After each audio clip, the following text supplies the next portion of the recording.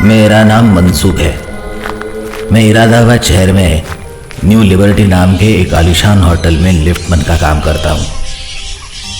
यह होटल शहर के पुराने कब्रिस्तान के नज़दीक ही बांधा गया है। ऐसा कहते हैं कि जब यह होटल खड़ा हुआ तब नज़दीक कब्रिस्तान होने के कारण होटल के मालिक को ये जगह बहुत सस्ते में मिली थी। होटल का मालिक भी भूत प्रेत ऐसी बातों पर विश्वास नहीं करता था। होटल में रहने आने वाले लोग में से किसी ने रात में कुछ अलग आवाज़ और परछाइयाँ देखने की वारदातें हुई थी ऐसे सुना है, पर किसी ने उस पर इतना ध्यान नहीं दिया था।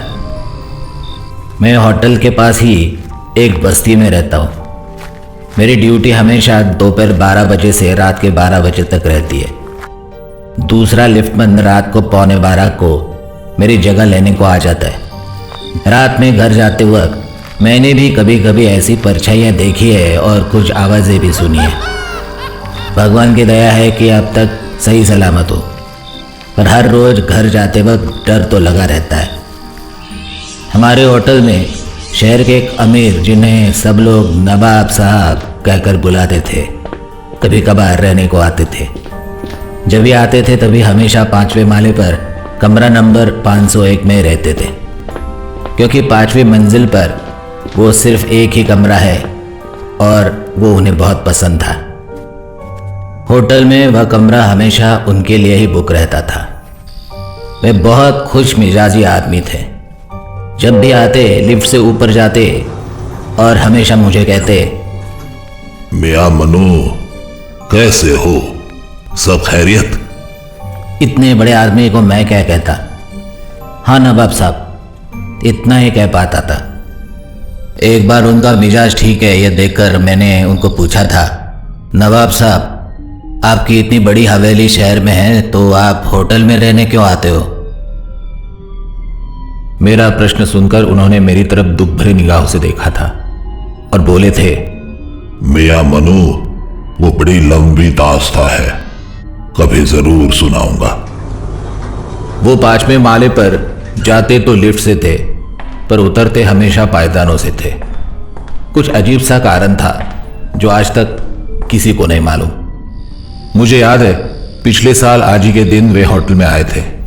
थोड़े कमजोर और तबीयत नाजुक सी थी, बहुत खास रहे थे। हमेशा की तरह मैंने उनको 5वीं मंजिल पर छोड़ दिया। जाते वक्त बोले, किसी को 5वीं मंजिल पर नहीं छोड़ना आज।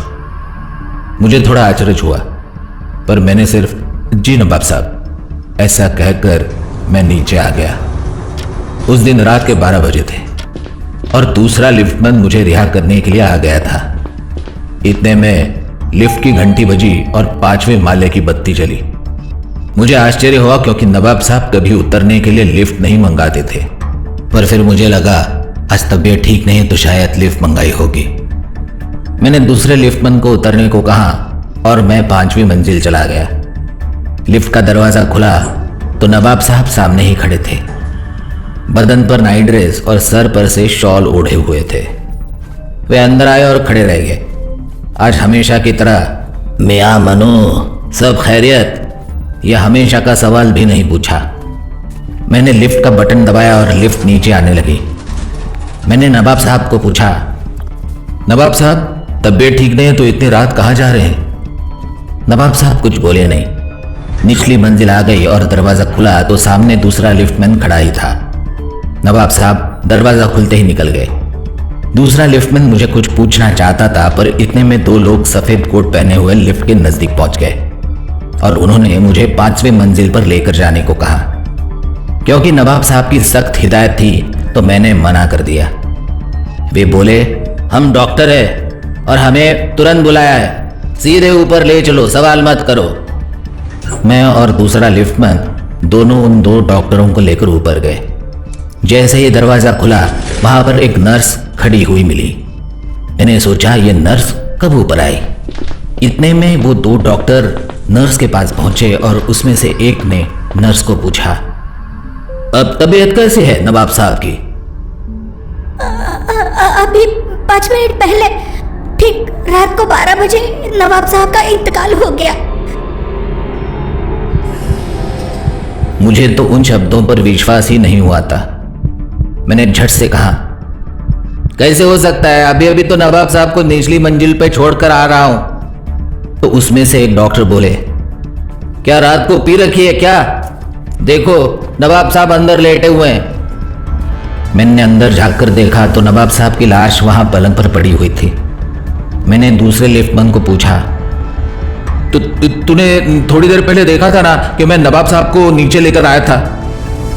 तो वो लिफ्टमैन बोला, नहीं तो मैं तुम्हें वही पूछने वाला था कि अकेले नीचे क्यों आ गए हो, और 5वीं मंजिल की बेल किसने बजाई थी?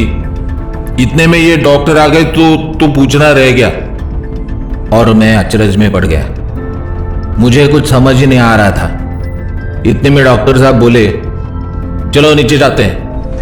दोनों डॉक्टर, लिफ्टमैन और मैं, लिफ्ट से नीचे आ रहे थे तो डॉक्टर बोले, हम 3 लोगों के और नर्स के अलावा और किसी को नवाब साहब के इंतकाल के बारे में कुछ नहीं समझना चाहिए, रिपोर्ट आने तक।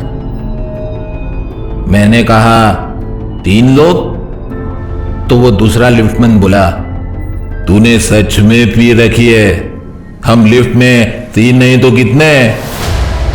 इतने में मुझे आवाज सुनाई दी, मियां मनु, सब खैरियत?